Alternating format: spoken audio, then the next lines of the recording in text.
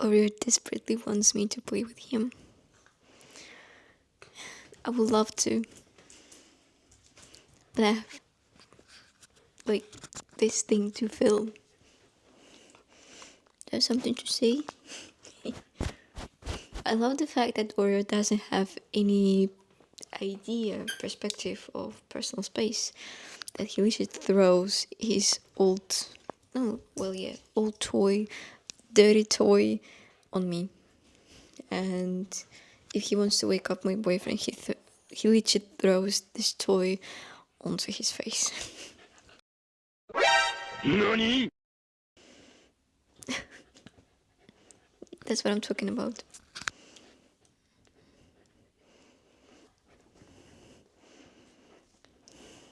That's priceless. What do you...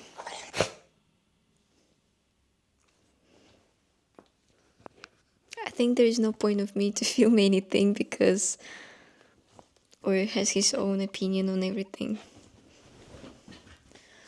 I think now I look like horrible, I don't know, like dog mom who ignores her child. I don't know, will to play.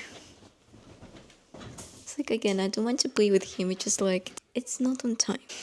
Okay, I'm a horrible mom. I hid his toy and now he's like seeking for this toy. And he has such an innocent face. You have something to say? Right, yeah. He's so cute. I love him.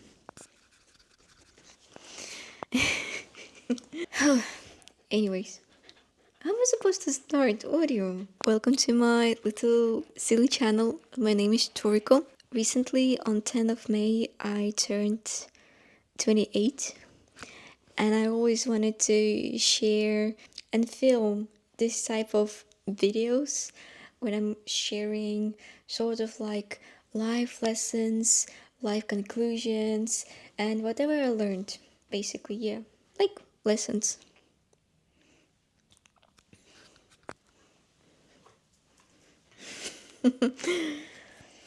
I wanted to film that like last year, but I didn't feel kind of in a mood.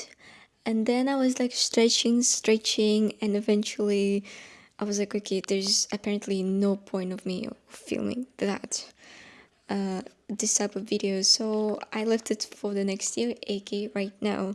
And I don't want to lose it because now it's time to share a little like thoughts of mine. Hopefully everything gonna go good. I went through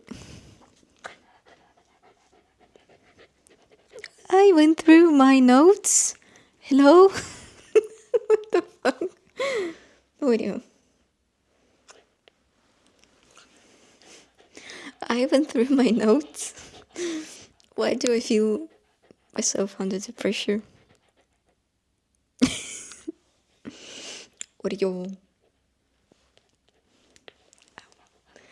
Anyways, I went through under my notes and I read all the 27 lessons that I learned. So far, I'm, let's say, happy with every note still. Plus, I'm gonna update it with +1 lesson, aka 28th lesson. So I'm gonna read the notes, as this will be like the most easiest thing to do. But also, before we will start, I want to congratulate myself with this special moment. Happy birthday. I'm gonna drink to refresh my throat. Not with just a simple mandarin juice. Yeah, you heard me, mandarin juice, not like orange juice. With a splash. Just like splash.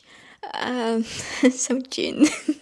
Lesson number 1. People grow out of friendship, and that's okay. Sometimes it feels like a breakup and it hurts like hell. But life doesn't end on there. New people can bring even stronger bonds. Oh my god, this is like one of the harsh lessons that I learned when I moved to London, and my very, very close friendship ended on that. Well, how close? I thought it's close. I don't want to sound like a victim here. We've been all kids. Yeah, I was a kid, she was a kid. We were emotional, we were vulnerable. We both, I believe, ended on our own opinion. Anyway, second one. Money is a resource, not the meaning of life. And hear me out. I'm not talking about, oh, money can bring you happiness, aka, let's say, some vacation, or buying a new car or a house. Of course, those moments are super happy, or simply like a chocolate, or maybe fancy chocolate, or let's say if you want to go to the cinema or to the concert or theater, it's also like those happy moments, like this sort of dopamine moment. But here, I think I'm more talking about the strong bond that you can build with people, like true love. Oh my god, I know I sound like a hopeless romantic, but I am hopeless romantic. I truly want to believe in true love, that there's two grown-up adults kind of trying to combine their own full world. There's no meaning, like, I don't know, two unfull people met each other and now they're happy. Mm-mm. Yeah, I'm hopeless romantic. I want to believe in true love. I want to believe in true friendship. I want to believe in a healthy working environment. Of course, I understand you cannot avoid pressure. You cannot avoid some misunderstandings, let's say at work, with friends, with colleagues, I don't know, with your partner, healthy relationship in family, because sometimes even the most closest ones can be the biggest enemies. That's also painful. It's actually an official rule that I learned a couple of years ago, since my granddad passed away. About this emotional connection, the bond. This is what you cannot buy with money, and you cannot do anything with that. Rule number 3. Life on the internet doesn't equal real life. People only show the highlights or fake it all completely. The most, I guess, obvious examples are just like some bloggers or some, I don't know, celebrities that shows like successful success, like true happiness, that they won some kind of mysterious lottery, but then turns out that they are not actually super happy, they're cheating, they have debts, and they're just like selling you this idea that you need to be as them, but you forgetting the fact that you have a different start. The most simplest examples, let's say girls are forced by the society, right, to look like some kind of Kim Kardashian, Kylie Jenner, to be as pretty, as shapy like them, or for a man to be as successful and rich like Elon Musk. But it doesn't work like that. Why? Because you guys have a different start. Do I need to, I don't know, explain it even deeper? Different start, different families, different income, I don't know, different, I don't know, like base.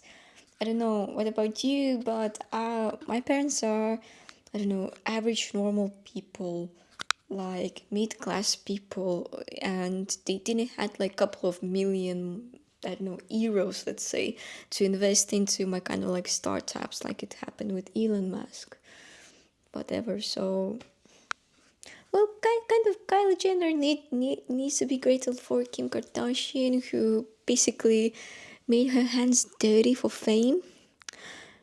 Unless if you want to do that. Lesson number 4. Don't force yourself, your ideas, or your help on others. Basically, what I mean, you won't make a person to go on therapy and force person to go on therapy if they don't want to, because it's uh, it's not what I want to, right? Or it's what I also wrote. What's better for them is not up to you. This lesson I learned when I was dating with super toxic person in my life. After a while, he got diagnosed with schizophrenia, but we are not gonna talk about that. The point is that he also had like deep depression due to medications, etc. It was making him kind of depressive, stressy, wobbly, etc. And I didn't understand that. I mean, there's no point to blame me. Why? Because I was small, I was 20, I was super naive. I had the most pinkest glasses in the world that you can imagine. So I started, kind of trying to cheer him up, make him happy, kind of, motivate him that everything's gonna be cool. We can go through the shit. Everything is fine. And in my head, I was supportive. In his head, I was just like talking face, talking an annoying face. Don't blame him at this, like exactly in this certain moment. In otherwise, I hope that he rots in hell. But still, uh, we are not talking about that. And that's how I learned. I learned that he became that heavy stone that I'm literally forcing to move. But let's say, those like social media pages that posts those, I don't know, ultra diabetically sweet quotes. I don't know, anything that you can imagine. This is how I did sound for him, and this is what he told me after my, great speech about the motivation that we can go through all this crap, that he can make it. We can do that. We can do that. And he said, like, listen, you sound one of those, like, I don't know, communities with annoyingly sweet quotes. I was really upset with this sentence, and with this comparison, but, well, it is what it is. And at some point, he was true. I was forcing him to be someone that he didn't want to be, wasn't ready to be, and didn't want to become. And I really felt myself like I'm also going down with him. But it's not actually the main reason why we broke up. It was one of the reasons why we broke up. And this is for good. Rule number 5. Your grades do not identify you. A teacher telling you will end up as a cashier isn't prof isn't actually authority, in my humble opinion. It's just a bitter adult. I don't know what about you in school, but in my school, with those like Soviet grannies, babushkas, it was like harsh to learn with them that they ignored your strength and weaknesses. They ignored your individuality, your personality, and that's really heartbreaking. I still remember, I think before, I think it was like 8th grade or 9th grade, before we had a history class. One of my classmates was crying to the other classmate, saying that she got, we have like a 5 system grade. Not, I know in some schools it's like 1 to 10. We had like from 2 to 5. 2 is like super bad, fail. 3 is like, you could do better, bitch. 4 and 5 is like good. So she was crying because she got, after one of the maths tests, 4. And she was crying because her parents will like punish her for the grade 4. Oh my god, if I had grade 4, my parents will be super proud of me. So I was like speechless, like, what? And I'm very grateful for my parents for not pressuring me to be A-level kid, and otherwise I would be like, I don't know, very, very, very, very bitter adult right now, or lost child. Probably felt myself like a lost child, and I never liked when teachers were telling me or to other classmates that, oh, if you're not gonna learn what I'm telling you, will end up as a cashier, not even in the good stores, but like in the worst stores. And you will end up as a street cleaner. And I never liked that because thanks to street cleaners, we have a clean streets. Thanks to cashiers, there's people who are serving us. I mean, helping us in the grocery stores. I mean, there's still valued professions, valued jobs. Just because they're like low paid, it's not like, I don't know, my problem or their problem. It's just like government economy standards, blah blah. Rule number 6: communication isn't always the key, especially if the other person doesn't want to talk or listen. And that's also true. Do not force yourself to over explain yourself to someone that doesn't want to hear you, doesn't want to see you. You see that they already had their mind made up. You already see that whatever you say, it's just like a talking wall. That's it. And it's painful. It's heartbreaking moment when you're trying, to explain yourself and, clear the clouds. But sometimes you can make even worse. So with those people, it's no point to talk. Just move on. Plus, if this thing is consuming you and it's controlling you and your emotion, it means that it's very easy to manipulate with you. So really, I mean, this is what I really learned, especially when I was working in London, when I was trying, to talk politely with management team or politely with customers that clearly were looking through me.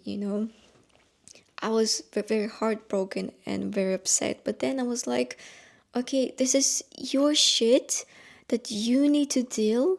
There is no point of me explaining myself, even if I'm right, even if I'm wrong.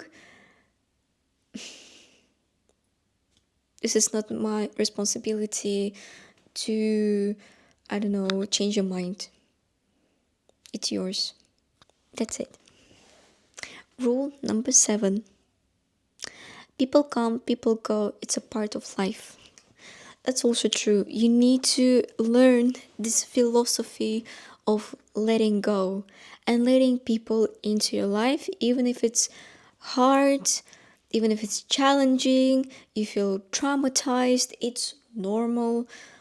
And learning to forgive and move on. Same as with a lesson number 1, when, losing a friendship, like really true friendship, is really painful. It's something that you not gonna learn in school. Maybe your parents won't tell you. Something that you're gonna learn on your bare skin, legit.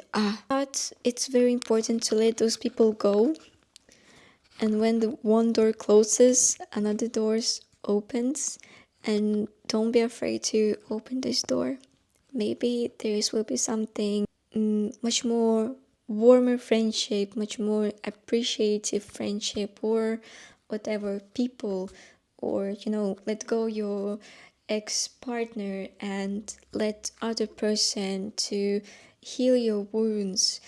People in therapy say, and also therapists saying, that in a relationship, in a good uh, ecologically good relationship, all your trauma is healing way quicker than in therapy. Think about it. Life lesson number 8: you don't need to have your life planned out 5 years ahead. Things change, careers shift, people leave. Give yourself a grace. I learned that also in London when I was studying in college. And in the final year, our tutor told us to do like a little mini essay about our 5 years plan. And I was like so confused, like, what am I supposed to do in 5 years? How I want to see myself in 5 years. Maybe it will sound very childish, but I just told my tutor. I mean, I'm glad that she was very open-minded lady, and she laughed when I asked her, "Can I just explain you why I don't want to plan myself for 5 years ahead? Not because I'm not motivated. I'm lazy. I'm expecting someone to care for me or plan my life, and I'm going to be like a plasticine in their hands. No, because I already kind of inside me, I don't know, invisible intuition of me was telling me that how I'm planning myself in 5 years doesn't equal to the actual reality in 5 years. Let's say at age of 25, I moved back to Estonia. I never planned that. Actually, yeah, I I never expected myself to be in Tallinn again. Not gonna lie, I knew that I don't want to stay in London for the rest of my life, and I was joking around that I don't see my graveyard in UK, but still it didn't mean that, oh, in my calendar I already have a date when I'm leaving. No, I didn't. And I understand that life is flexible, plans changes, some opportunities might can appear, some current situation might can change like radically, and you need to learn that not everything can be under your control. Sad truth, maybe, but actually it's a little bit relieving me. Hello from editing room. Let's let's call it this way. This is so ironic. What I forgot to mention at the same time, it's like a thing that we all forgetting is lesson number 9. You are enough. You are worth it. You're valued. You are loved. You are doing amazing and you are the winner. You are enough.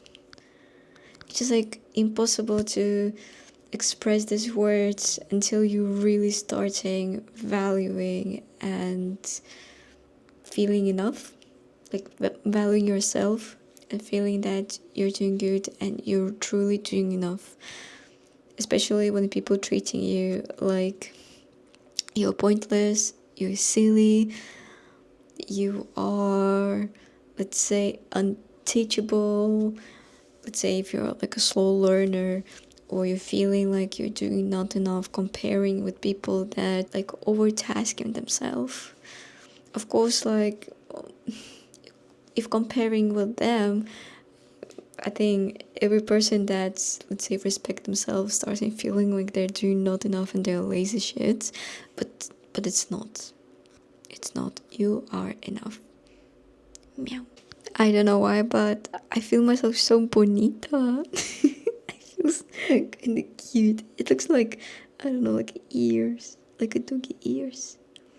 I don't know. That's cute. That's it. Bye.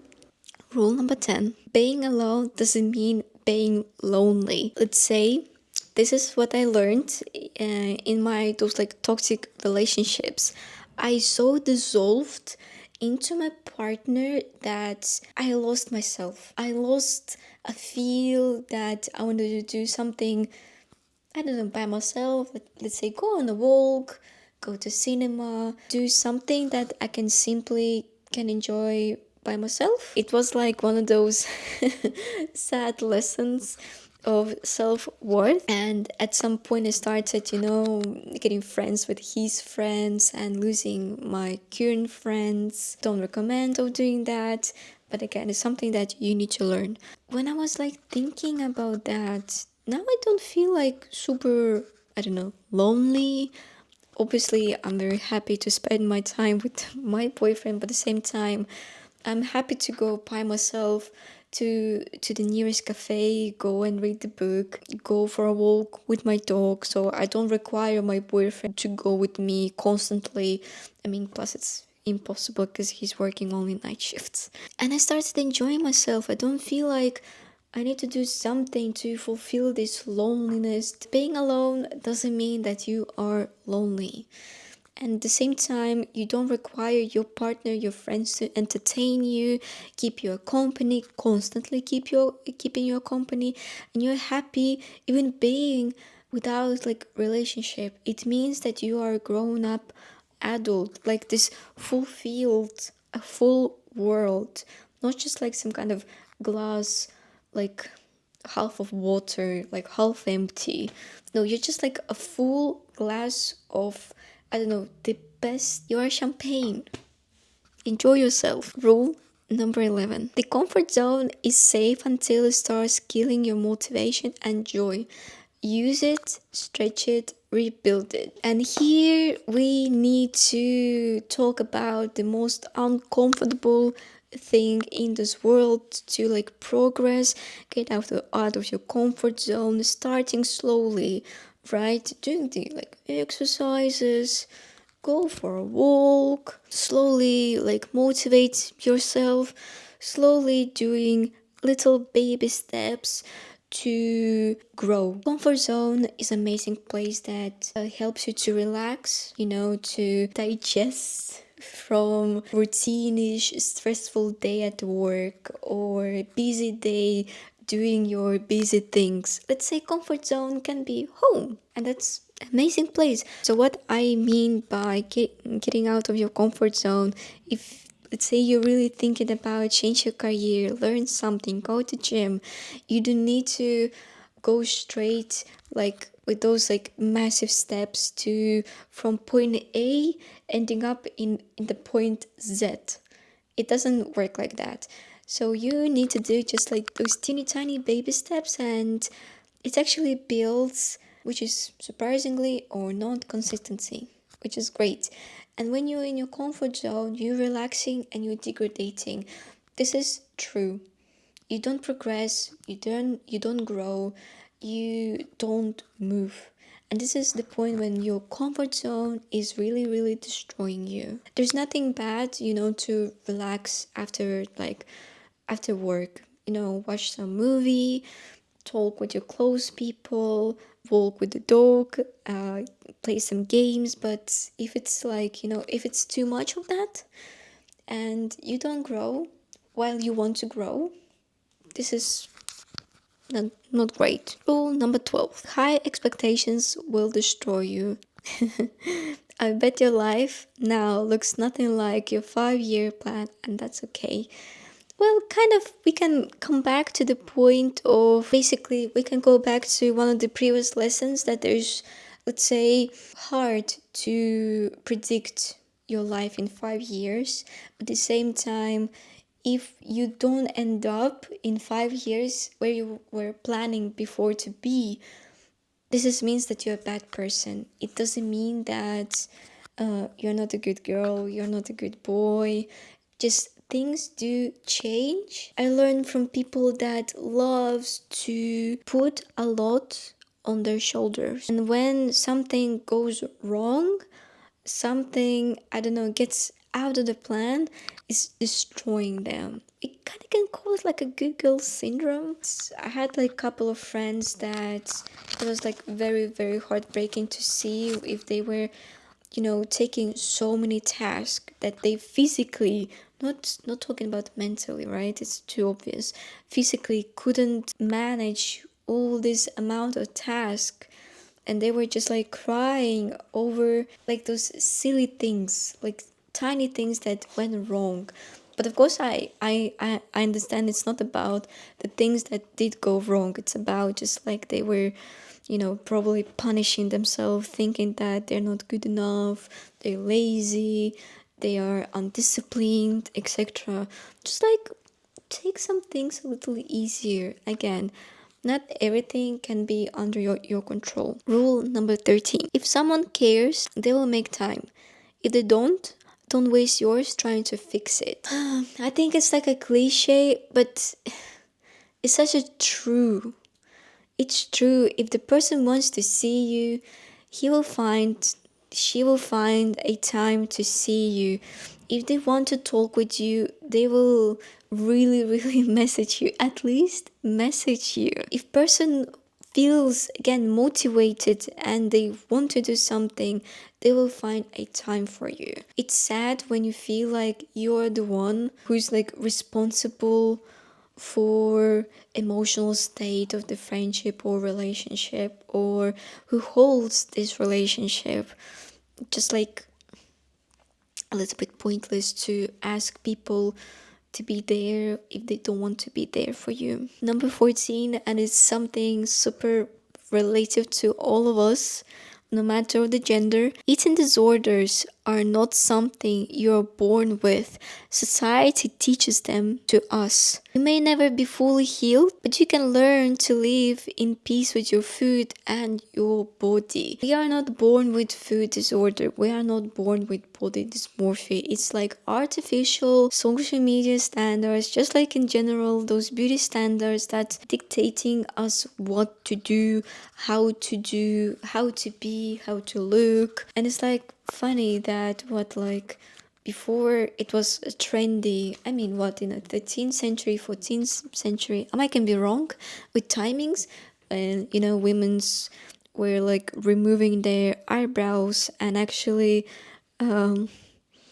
making their forehead even bigger because that was like the beauty trend. Can you tell to Marilyn Monroe that she's ugly?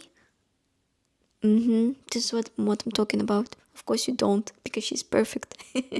Sadly, as soon as you get eating disorder, you probably won't heal fully from it. You kind of can go into, you can have a remission, but that's it. Plus, what really helped me to not be that harsh on myself is the fact that imagine how big work our body is doing to keep us alive, to keep us healthy, to make every moment of our life basically functionable. And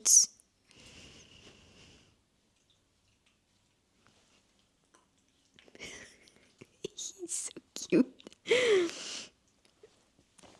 Okay, look at me now, please. Watch him, he's cute. I felt so guilty calling my body ugly, fat, not pretty enough, not skinny enough, not tall enough, while it's doing such a big work. Number 15. In many cases, suffering is a choice. Tough truth, but true. Oh my god. Those people that dividing world into black and white, people that choosing to be like victims of this world. This like a psychological triangle where there's like abuser, victim, and how it calls like saver, helper, aka like abuser, someone like bad person, victim, aka you, and someone who's supposed to save you and help you. This triangle is all fucked up. It's exhausting. It's very exhausting when people turning everything into blaming everything in this world apart them, that it's someone's fault that they are unhappy, that it's someone's fault that they are not successful, it's someone's fault that they are annoyed and pissed. And I don't know, it's so exhausting, like for me. And I'm surprised how comes it's not exhausting for you, constantly acting like a victim of this world? Rule number 16. The only fear we are born with is the fear of death. The rest comes from society and wrong people. The next rule number 17. Good girl syndrome leads nowhere. You are not money, not everyone has to love you, and at the same time goes for others. This is what we also discussed, that Nothing is controlled by you. Rule number 18. Your favorite fitness influencer? That's just an image. You're not her, and that's perfectly okay. I truly hate fitness influencers, not all of them, but the ones that divide, oh, this is the bad food, this is the good food, this is the lazy people's exercises, like miserable shits, and this is the exercises of people that are very serious and they can do like better than you. This is the outfit of like miserable fat, I don't know, women's, and this is how actually fit girlies are dressed up. I really hate that. It's literally dividing food into bad and good. There's no bad food, there's no good food. Food is a food. That's it. Exercises are exercises. Bad exercises is the exercises that harms you and eventually will lead you to doctor, and they will say like, okay man, there's hardly anything to fix. Again, there's no such things like lazy exercises, because these influencers just like trying to sell you their like signature courses and image. They're actually feeding your low self-esteem, and there you see that influencer that says like, oh, you're a piece of shit, and I'm telling you why you're a piece of shit, but if you're gonna do like this piece of shit, you're gonna be a pretty shit. I'm sorry, but I really really hate that. Rule number 19. Baby steps equal healthy growth in career, fitness, identity, in everything. This is what I was discussing before. This is what I learned, roughly speaking, realized recently, that really baby steps really create this slow consistency. If there's no point to jump from the cliff, right? There's point to, let's say, when you are climbing to this cliff, right? It's not like you have this like a magic pen from Doctor Who, whatever, that will transport you from point A to point Z. You will probably burn out. You will probably will start feeling yourself under the pressure that you need to learn quickly, learn right now, learn here or never before. I believe baby steps is also enjoying the progress, that like, oh wow, I'm starting seeing like muscles slowly, right? These like the shapes, or oh wow, now I understand what the functions in Blender, like 3D modeling means. Like wow, let's say a month before or 5 years ago, I will never imagine myself knowing even those little details. And that's amazing. I'm really trying to the learn to love progress, because in school I hated that. In school I was like really really under the pressure, and I felt myself like miserable kiddo. Right, rule number 20. Love is about souls, not bodies. I know intimacy is very important in the relationship, but actually you need to build this like emotional soul connection to finally let the person so close to you, right? Not even in a sexual life, but also in emotional, to feel comfortable to share your bad mood, your very happy mood, your successful mood, and maybe some successful situations, your sad, vulnerable, I don't know, maybe traumatic side of you, and you know that the person accepts you the way you are without acting a dickhead. When you are successful, the person starts like undervaluing your success, that you just did like a blow job apparently to your manager. That's why you got hired, for example, or you progressed in a career paths, or saying that this is not your traumas, you're just like overthinking, just leave it, move on. So yeah, Love is really, really about souls, not only like, I don't know, fucking bodies. Rule number 21. If you feel like a parent in your relationship, it's not a healthy one. Real love is a team effort. And hear me out again. If you feel yourself like a parent in this relationship, I don't know who actually wins. I'm really confused because I don't want my partner ready to clean my butt, if we can talk about this. I'm a direct person. I don't understand signs.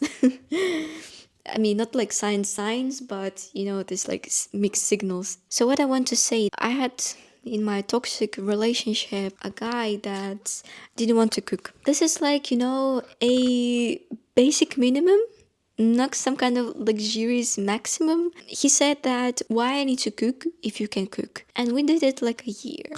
It was like a horrible year. Oh my god. And I was like confused, like, oh wow. So when my current boyfriend is cooking me some breakfast, some dinner, in the beginning I was like, wow, he can cook for me? What? I was like, thinking that this is like a heaven, basically like a basis. So I really, really don't want to be like a parent in a relationship. And I don't want my partner to be like a parent of mine, like controlling, telling me when I need to come back home, where I cannot go. Like, I had that enough when I was a teenager. Who are you to limit me, right? Right. So, yeah. Um, Next thing, rule number 22. Life rule. You come first, job and career second, partner family third. That's non-negotiable. There's not about being like a narcissist or a manipulative piece of junk, or using people for your own success and growth. It's just like these healthy priorities to become like proper human, to put yourself first, to care about yourself first, to respect yourself. Because when you respect yourself, when you know yourself, you know how people should treat you, how they shouldn't treat you. You can go into this world and technically communicate and offer yourself to, let's say, a partner or to your employer. Because if you, let's say, treating yourself like a mop, people will just like clean their shoes over you like you're some kind of carpet. 23. You will never heal all your traumas for sure, for 100%. Healing means allowing yourself to feel pain, anger, anxiety, and learning what it all means. That's why I love therapy. As long as you're a human being, you need therapy. We all need therapy. And what I mean by that, therapy doesn't heal your traumas. It helps you to live with your trauma. Rule number 24. If someone is kind or open with you, that doesn't mean they're in love with you. That's ego talking. This moment when the person is like kind of normal with you, kind with you, being friendly, talkative, or helping you out, and mm, it's very ego thinking that this person is in love with you. Because this will be, so embarrassing to hear that that person made up some kind of girlfriend, I don't know, upcoming marriage, just to run away from you, just to make sure that you don't have any moves towards them. Oh my god, this is like very embarrassing. Rule number 25. How someone saves your name in the phone says more than you think. Sometimes we don't pay attention on how we are written on someone's phone and how we're writing people on our phone, but it's insane to see how some names can be funny, cute, let's say regular, just like just like in a normie style, like NPC style, which is neutral, and how they can be very, very like flashingly bad, let's say, just to make sure that, oh, this like piece of shit is calling you, so you can think like, should you answer or no, or how this person really upset at you and you feel pain, especially if the name becomes very abstractive. Let's say my son's dad. I don't know, my daughter's mom. Rule number 26. Dreams do come true. You will need patience. And speaking of dreams come true, this little blob. Hello. Hola, ¿cómo estás? He was my dream. I really, really dreamed about Black Shiba Inu. And about dreams come true, I started, uh, deep diving into the perfumes. And this is what I got. This is like so cool. Perfume. Let me open it with you. I'm so excited. This perfume calls State of Mind. It's a French brand, and I got a butterfly mind.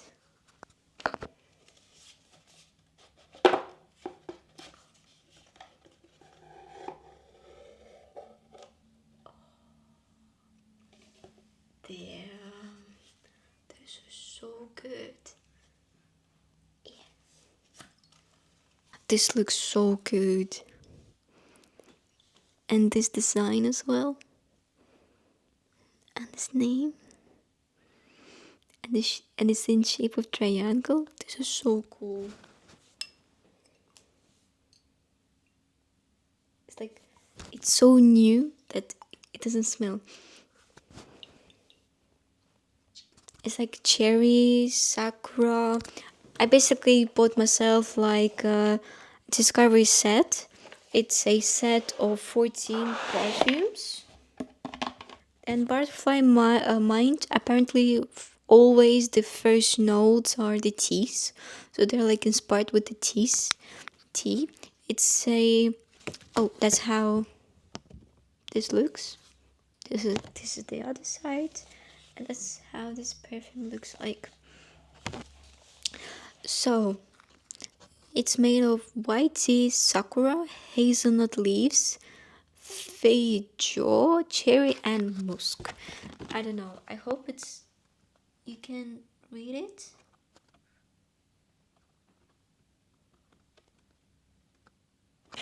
Anyways, I don't know what is the feijoa. I'm sorry if I pronounce it wrongly. It's sweet, warm, nice. It smells like... Oh, how this flower calls. I will like show you the picture here. It smells like a sweet version of like that. This flower. It's actually one of my favorite flowers. So dreams come true. You just need to wait. It really, really, really, really will come true. Next rule, number 26. Number 7. It's never too late to start something new. Never. If you think that you're too late to start riding the bicycle, even though, let's say, you don't know how to drive a bicycle, it's never late. It's never late to get a driving license. No matter what your age, 30, 45, I don't know, 18, 25, 33, whatever. It's really not late. If you want to jump, I don't know, from some kind of like how calls like this bow jumps. Anyways, if you want to learn something or experience something, it's never late. Better to try later or never rather than never try, never learn, and you're gonna just regret and feeling that the life was a little bit pointless and feeling regret. And rule number 28 is a quality time.